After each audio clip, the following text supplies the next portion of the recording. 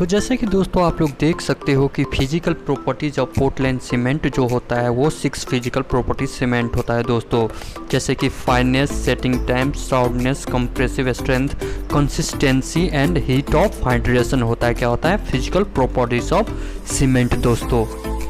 वहीं दोस्तों दूसरा सवाल जो है वो है what is the standard and nominal size of BRICS. जैसे कि दोस्तों आप लोगों को पता है कि स्टैंडर्ड साइज ऑफ ब्रिक्स जो होता है 19 centimetre bye 9 centimetre bye 9 centimetre का होता है। वहीं दोस्तों नॉमिनल साइज ऑफ ब्रिक्स जो होता है 20 centimetre bye 10 centimetre bye 10 centimetre का होता है। तो चलिए दोस्तों अब बात कर लेते हैं तीसरे प्रश्न के बारे में।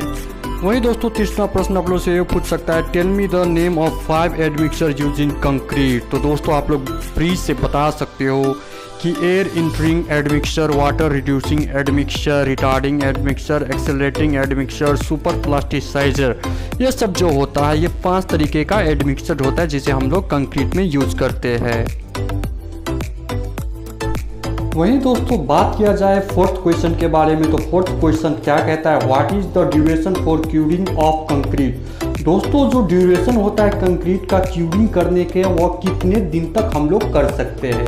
तो दोस्तों आप लोग सिंपल से जवाब दे सकते हो कि एज पर IS 456/2000 curing duration 7 days for OPC and 10 days और 14 डेज फॉर क्या होता है एडमिक्सर के साथ में हम लोग कर सकते हैं। जिसमें एडमिक्सर यूज होगा उसको हम लोग क्या करेंगे, उस कंक्रीट को हम लोग 10 से 14 दिन तक क्यूरिंग करेंगे, और जिसमें सिर्फ OPC होगा उसको हम कितने दिन तक, सिर्फ 7 दिन तक उसका क्यूरिंग करेंगे दोस्तों। तो चलिए दोस्तों अब बात करते हैं फिफ्थ क्वेश्चन के बारे में।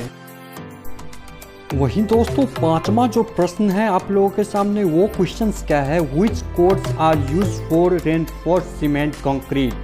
दोस्तों कौन सा जो कोड्स होता है वो लोग हम रेनफोर्स्ड सीमेंट कंक्रीट के लिए उसका डिजाइन करने के लिए यूज करते हैं, उसका वर्क करने के लिए यूज करते हैं।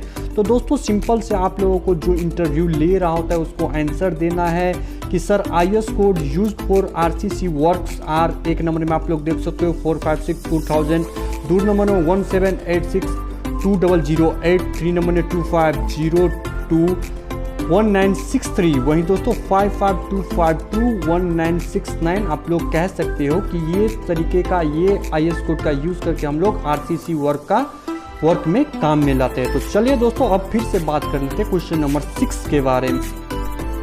क्वेश्चन नंबर 6 में क्या पूछा गया दोस्तों 7th day and 28th day which test are done. जो 7th डे में और 28th डे में जो हम लोग टेस्ट परफॉर्म करते हैं वो कौन सा टेस्ट होता है, कौन सा टेस्ट हम लोग परफॉर्म करते हैं। तो उसका आंसर आप लोगों को देना होगा क्यूब टेस्ट दोस्तों। कंप्रेसिव स्ट्रेंथ टेस्ट जो होता है CTM मशीन पर जो हम लोग करते हैं उसको क्यूब को हम लोग 28 डेज के बाद और 7 डेज के बाद करते हैं दोस्तों। तो आप लोगों का आंसर होगा दोस्तों क्यूब टेस्ट दोस्तों।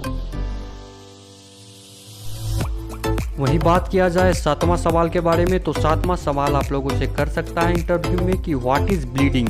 दोस्तों ये बहुत ज़्यादा इंपॉर्टेंट क्वेश्चन हो जाता है, किसी भी इंटरव्यू में आप लोगों से पूछ सकता है कि व्हाट इज ब्लीडिंग, ब्लीडिंग हम लोग किसे कहते हैं। तो दोस्तों आप लोग सिंपल सी भाषा में कह सकते हो when cement and water come on the top and aggregate settle down is called bleeding. दोस्तों क्या होता है कि जब सीमेंट वाटर अलग हो जाते हैं, जब हम लोग कंक्रीट का मिक्सर किए होते हैं उसमें से सीमेंट और वाटर का अलग हो जाना, उसका ऊपर आ जाना, उसका ब्लीडिंग हो जाना, उसको ही हम लोग क्या बोलते हैं, ब्लीडिंग बोलते हैं। तो चलिए दोस्तों बात करते हैं नेक्स्ट क्वेश्चन।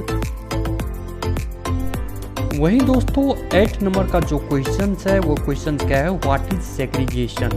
दोस्तों एक सिविल इंजीनियर के लिए ये जानना बहुत ज़्यादा ज़रूरी हो जाता है कि ब्रीडिंग किसे कहते हैं, सेग्रीगेशन किसे कहते हैं। तो चलिए दोस्तों आप लोगों से सिंपल से भाषा में पूछ सकता है इंटरव्यू में, किसी भी इंटरव्यू में ये सवाल पूछता ही है कि आपको ब्रीडिंग के बारे में क्या पता है, सेग्रीगेशन के बारे में क्या पता है। तो चलिए दोस्तों सेग्रीगेशन कहते हैं हम लोग किसे है when all the ingredients of concrete get separated is called segregation.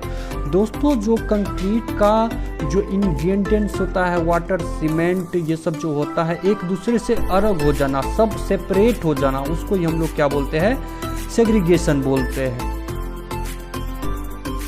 वहीं हम लोगों का 9वां जो क्वेश्चन है दोस्तों, what is the common reason for segregation and bleeding. ये क्वेश्चन भी बहुत ज़्यादा इंपॉर्टेंट हो जाता है किसी सिविल इंजीनियर के लिए जानना। तो दोस्तों क्यों हो जाता है ब्लीडिंग, क्यों हो जाता है सेग्रीगेशन, उसके बारे में भी आप लोगों से सवाल कर सकता है किसी भी इंटरव्यू में। तो चलिए दोस्तों, उसका मेन 2 मोस्टली फैक्टर जो होता है सेग्रीगेशन का, ब्लीडिंग का, वो होता है दोस्तों मोस्टली जो होता है वाटर सीमेंट रेशियो के वजह से और इम्प्रॉपर प्लेसिंग के वजह से। वही हम लोगों का 10वां जो प्रश्न है और अंतिम जो प्रश्न है, अंतिम प्रश्न आप लोगों से पूछ सकता है किसी भी इंटरव्यू में, बहुत ज़्यादा इंपॉर्टेंट ये भी क्वेश्चन है कि tell me what is honey combing. दोस्तों हनी कॉम्ब किसे कहते हैं हम लोग, उसके बारे में आप लोगों से प्रश्न कर सकता है। तो दोस्तों किसी भी सिविल इंजीनियर के लिए ये भी जानना बहुत ज़्यादा जरूरी हो जाता है कि हनी कॉम्बिंग किसे कहते हैं। तो चलिए दोस्तों, हनी कॉम्बिंग किसे कहते हैं हम लोग बात करते हैं। दोस्तों after removal of formworks from any structural member if there it is due to improper compaction of concrete।